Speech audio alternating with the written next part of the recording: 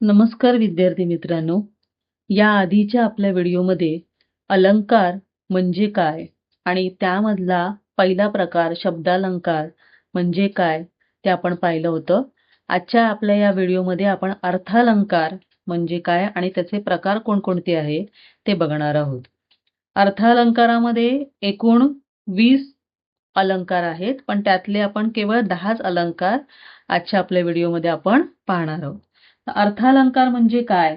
तर जेव्हा कवितेच्या चरणात किंवा वाक्यात वापरण्यात येणाऱ्या शब्दामुळे त्या कवितेच्या वाक्याला वाक्याच्या अर्थाचे सौंदर्य खुलून दिसते, तेव्हा त्या अलंकाराला आपण अर्थालंकार म्हणतो. आता अर्थालंकार शिकण्या अगोदर आपण उपमान म्हणजे काय, उपमेय म्हणजे काय हे पाहणार आहोत. तर उपमान हे विशेषणच आहे. म्हणजे विशेषण जे आहे, जे काम करतं तेच उपमान करतं. तर उपमान म्हणजे काय, तर ज्याची उपमा द्यायची आहे त्याला आपण उपमान म्हणतो. आणि उपमेय म्हणजे विशेष्य, म्हणजेच ज्याला उपमा द्यायची आहे ते. तर पहिला जो अर्थालंकार आपण बघणार आहोत तो आहे उपमा. तर उपमा म्हणजे काय, तर जेव्हा दोन वस्तूंमधील समानता दाखवण्यासाठी आपण समान, सारखा, सम, प्रमाणे, परी इत्यादी समानता दाखवणारे शब्द जेव्हा वापरतो तेव्हा त्या अलंकाराला उपमा अलंकार असे म्हणतात. आता आपण उदाहरण पाहूया. बघा, पहिल्या या उदाहरणामध्ये सावळा ग रंग तुझा पावसाळी नभापरी. या इथे नभापरी, परी हा शब्द इथे जोडलेला आहे. तो जोडल्यामुळे त्या वाक्याला एक सौंदर्य प्राप्त झालेलं आहे. म्हणून हे उपमा अलंकाराचं उदाहरण आहे. आता दुसरं बघा, असेल ते वाहत सुंदर दुधासारखी नदी. या इथे बघा सारखी हा शब्द आलेला आहे. तिसरं, तिचा वर्ण चंद्राप्रमाणे तेजस्वी होता. तिचा वर्ण चंद्राप्रमाणे, प्रमाणे हा शब्द जोडून त्या वाक्याला एक वेगळा अर्थ प्राप्त झालेला आहे. मुंबईची घरे मात्र लहान कबुतरांच्या खुराड्यासारखी. मुंबईच्या घरांची तुलना कबुतरांच्या खुराड्या बरोबर केलेली आहे आणि ती तुलना करताना सारखी हा शब्द जोडलेला आहे. त्यामुळे समान, सारखा, सारखी, सम, प्रमाणे यासारखे शब्द जोडलेले असतील तर ते उपमा अलंकाराचं उदाहरण असतं. आता आपण दुसरा अलंकार बघूया. तो आहे उत्प्रेक्षा. तर उत्प्रेक्ष अलंकार म्हणजे काय, तर जेव्हा उपमेय हे जणू उपमानच आहे हे दर्शविण्यासाठी भासे की, जणू, जणू काय, वाटे, गमे यासारखे शब्द वापरले जातात तेव्हा ते उत्प्रेक्षा अलंकाराचं उदाहरण असतं. त्याचे अक्षर जणू काय मोतीच. इथे बघा, जणू काय हा शब्द आलेला आहे म्हणजे अक्षराला मोत्यांची उपमा दिलेली आहे. हा आंबा जणू सारखाच. इथे बघा, जणू हा शब्द आला आहे. हा आंबा जणू साखरच, माफ करा, हा आंबा जणू साखरच म्हणजे आंबा इतका गोड आहे की त्याची चव साखरेसारखी आहे. म्हणजे आंब्याला साखरेची उपमा दिली आहे. साधी निसर्ग सुंदर भासे ती देवता. जे देवतेला निसर्गाची उपमा दिलेली आहे. इथे भासे हा शब्द आलेला आहे. ती गुलाबी उषा म्हणजे परमेश्वराचे प्रेमच जणू. बघा, इथे जणू हा शब्द आलेला आहे. आणि किल्लारी भूकंप म्हणजे जणू सृष्टीचे तांडव होते. इथे बघा, पुन्हा जणू हा शब्द आलेला आहे. म्हणजे किल्लारीचा जो भूकंप झाला तो म्हणजे सृष्टीचे तांडव होते, म्हणजे सृष्टीने तांडव केले त्याप्रमाणे तो भूकंप होता असे इथे म्हणायचे आहे. त्यामुळे हे उत्प्रेक्षा अलंकाराची उदाहरणे आहेत. आता तिसरा जो अलंकार आपण पाहणार आहोत तो आहे अपनहुती अलंकार. अपनहुती म्हणजे लपवणे. म्हणजे जेव्हा उपमेय लपवून ते उपमानच आहे असे जेव्हा सांगितले जाते तेव्हा त्या अलंकाराला अपनहुती अलंकार असे म्हणतात. म्हणजे काय? तर बघा पहिलं उदाहरण बघूया आपण. हे हृदय नसे परी स्थंडील धगधगते. तर स्थंडील म्हणजे काय?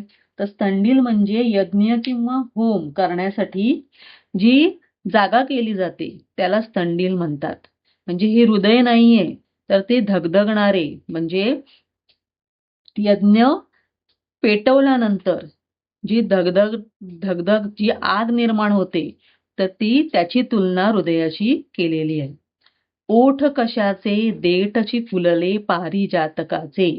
ओठांची तुलना कोणाबरोबर केली आहे?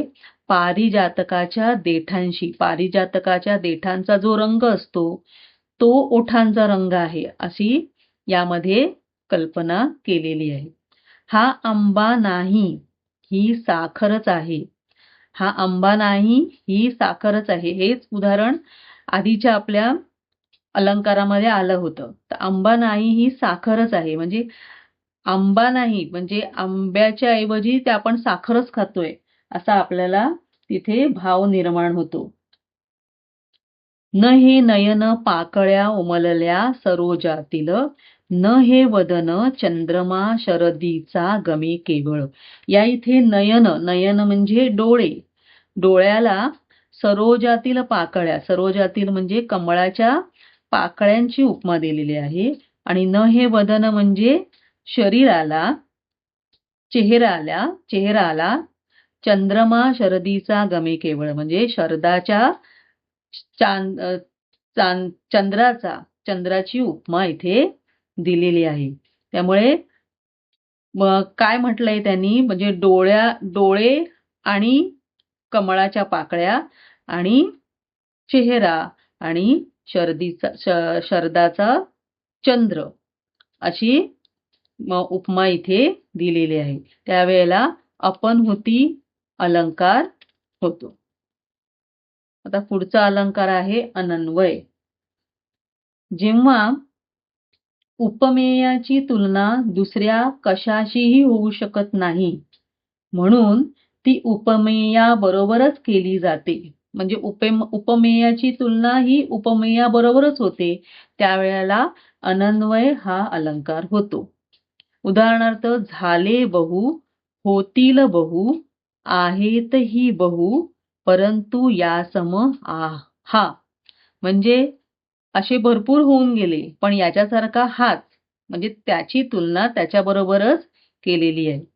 शकुंतले सारखी सौंदर्यवती तीच म्हणजे शकुंतलेची तुलना तिच्याबरोबर स्वतःबरोबरच केलेली आहे. आहे ताजमहल एक जगती तोच त्याच्या परी म्हणजे जगामध्ये एकच ताजमहल असा आहे की त्यासारखा दुसरा कुठला नाही. त्यामुळे ताजमहलची तुलना ही त्याच्याबरोबरच केलेली आहे. राजा तो राजाच असतो. राजाला राजाचीच उपमा दिलेली आहे. म्हणजे उपमान आणि उपमेय इथे काय आहे? एकच आहे. म्हणजे उपमेयाची तुलना ही उपमेयाबरोबरच केलेली आहे. म्हणजे इथे उपमेय राजा आहे तर राजाची तुलना ही राजाबरोबरच केलेली आहे. आणि असं जेव्हा आपल्याला दिसतं तेव्हा तो अनन्वय अलंकार असतो. आता या पुढचा जो अलंकार आहे तो आहे रूपक अलंकार. तर रूपक म्हणजे काय? तर उपमान व उपमेय वेगवेगळे नसून त्यांच्यामध्ये एकरूपता दाखवली जाते. म्हणजे ते दोघंही वेगळे नाहीयेत तर एकच आहेत. असं जेव्हा आपल्याला दिसतं तेव्हा रूपक अलंकार असतो. देह देवाचे मंदिर, आत आत्मा परमेश्वर. म्हणजे देह शरीर हे काय आहे? देवाचं मंदिर आहे असं इथे म्हटलेलं आहे. म्हणजे उपमेय आणि उपमान हे काय आहे? वेगवेगळे नाहीयेत ते सारखेच आहेत. म्हणजे देह हे उपमेय आहे आणि मंदिर हे उपमान आहे. म्हणजे ते दोघंही वेगळे नाहीयेत तर एकच आहे हे इथे सांगितलेलं आहे. तिचा मुखचंद्रमा पाहून तो अगदी मोहून गेला. या इथे मुखचंद्रमा म्हणजे चेहऱ्याला चंद्राची उपमा दिलेली आहे. म्हणजे इथे उपमेय आणि उपमान सारखंच आहे. मुख हे उपमेय आहे आणि चंद्रमा हे उपमान आहे. कुठे बुडाला पलीकडे तो सोन्याचा गोळा. आता इथे सोन्याचा गोळा म्हणजे सूर्याला म्हटलंय. तर सूर्याला सोन्याचा गोळा असं म्हटलेलं आहे. त्यामुळे इथे उपमान आणि उपमेय हे वेगवेगळे नाहीयेत, तर एकच आहे असं भासतंय. त्यामुळे हे रूपक अलंकाराचं उदाहरण आहे. लहान मूल म्हणजे मातीचा गोळा, आकार द्यावा तशी मूर्ती घडते. लहान मुलाला मातीच्या गोळ्याची उपमा दिलेली आहे. म्हणजे लहान मूल हे उपमेय आहे आणि मातीचा गोळा हे उपमान आहे. आणि लहान मूल आणि मातीचा गोळा सारखेच आहेत असं या इथे म्हटलेलं आहे. तू माय लेकरू मी, तू गाय वासरू मी. म्हणजे तू जर माय असशील तर मी तुझं लेकरू आहे आणि तू गाय असशील तर मी तुझं वासरू आहे असं म्हटलेलं आहे. तर ही सर्व रूपक अलंकाराची उदाहरणं आहेत. पुढचं जे अलंकार आहे तो आहे अतिशयोक्ती अलंकार. आता ह्या नावातूनच आपल्याला कळतं की अतिशयोक्ती म्हणजे काय. तर जेव्हा एखादी कल्पना जशी आहे त्यापेक्षा खूप वाढवून जेव्हा सांगितली जाते तेव्हा तो अलंकार जो असतो तो असतो अतिशयोक्ती. उदाहरण बघा. गे मायभू तुझे मी, फेडीन पांगसारे, आणीन आरतीला हे चंद्र सूर्य तारे. आपण आरतीला चंद्र सूर्य तारे आणू शकतो का? तर नाही.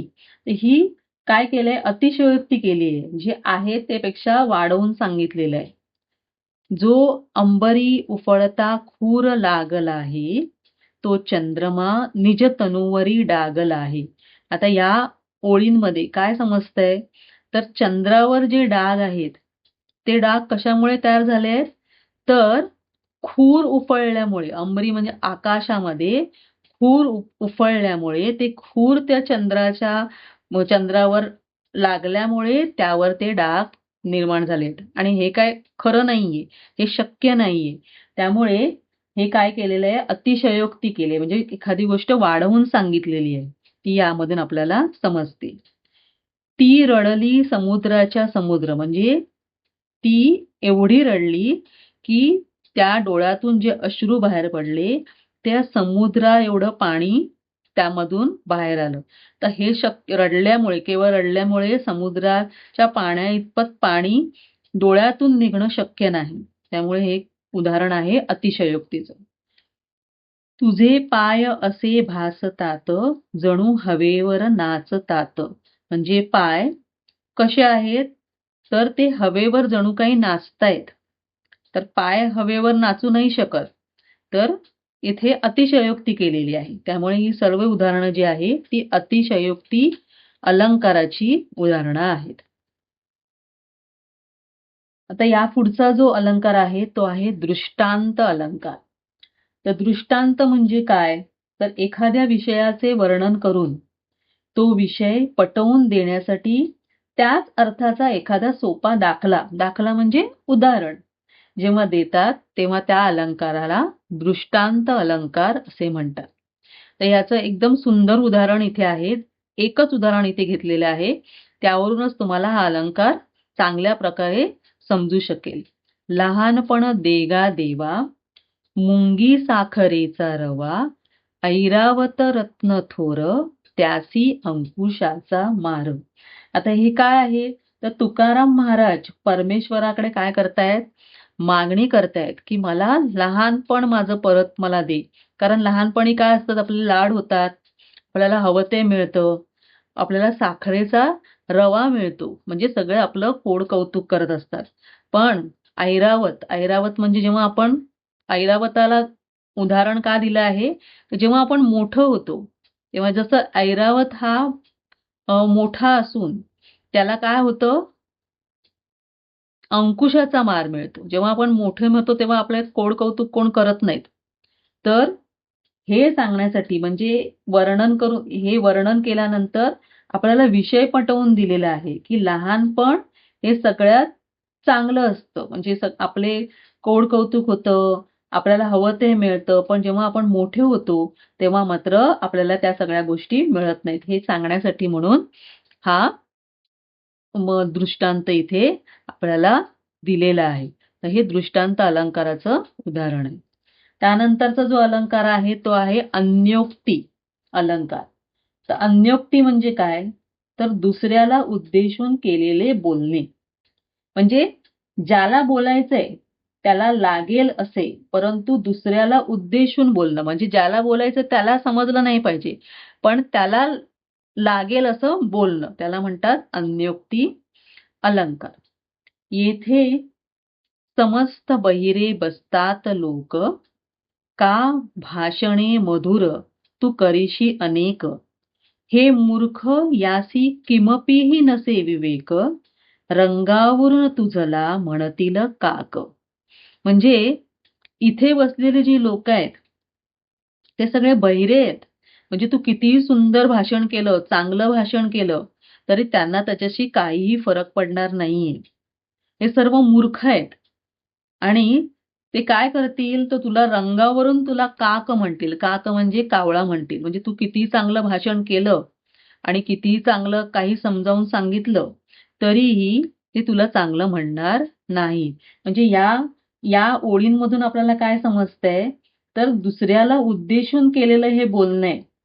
म्हणजे हे बोलल्यानंतर दुसऱ्याला यात आपल्याला काय म्हणायचंय ते समजेल, पण त्याला लागणार नाही. अशा पद्धतीने केलेली ही वाक्यरचना आहे. तर अशा प्रकारच्या अलंकाराला म्हणतात अन्योक्ती अलंकार. आता पुढचा अलंकार आहे चेतन गुणोक्ती अलंकार. चेतन गुणोक्ती म्हणजे काय? तर जेव्हा निर्जीव वस्तू किंवा मानवी काल्पनिक गोष्ट या सजीवाप्रमाणे कृती करतात आहे असं जेव्हा वर्णन केलं जातं, तेव्हा तो चेतन गुणोक्ती अलंकार होतो. बघा यामधलं उदाहरण. डोकी अलगद घरे उचलती, काळोखाच्या उशीवरुनी. म्हणजे घरं जी आहेत, ती जेव्हा उठतात, तेव्हा अलगद आपलं डोकं वर करतात. आता घर ही एक निर्जीव वस्तू आहे. तर ती झोपणे किंवा ती डोकं वर करणे ह्या अशक्य गोष्टी आहेत. तर त्या काल्पनिक गोष्टी सजीवाप्रमाणे कृती करतायत, असं इथे वर्णन केलेलं आहे. म्हणून हा चेतन गुणोक्ती अलंकाराचं उदाहरण आहे. दुसरं बघा. कुटुंब बस्सल इथे फणसहा, काटे खांद्यावर घेऊन बाळे.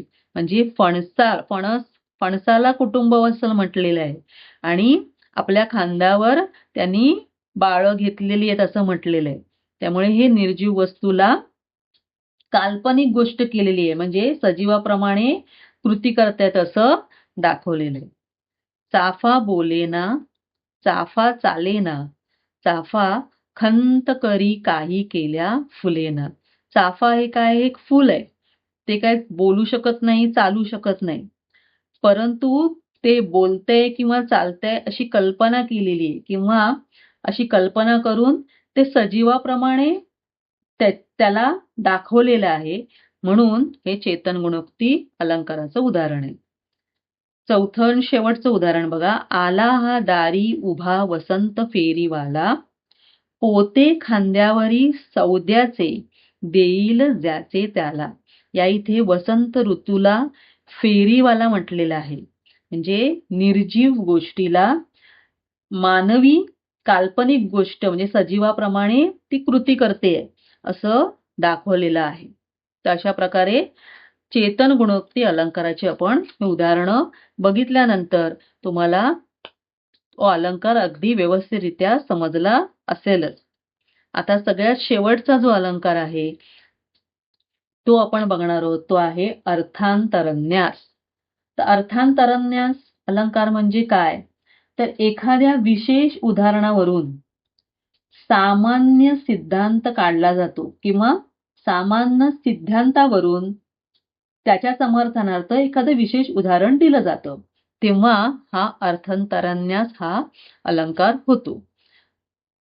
बघा यासाठी एक उदाहरण आपण बघूया म्हणजे तुम्हाला व्यवस्थित कळेल मी काय म्हटलंय ते.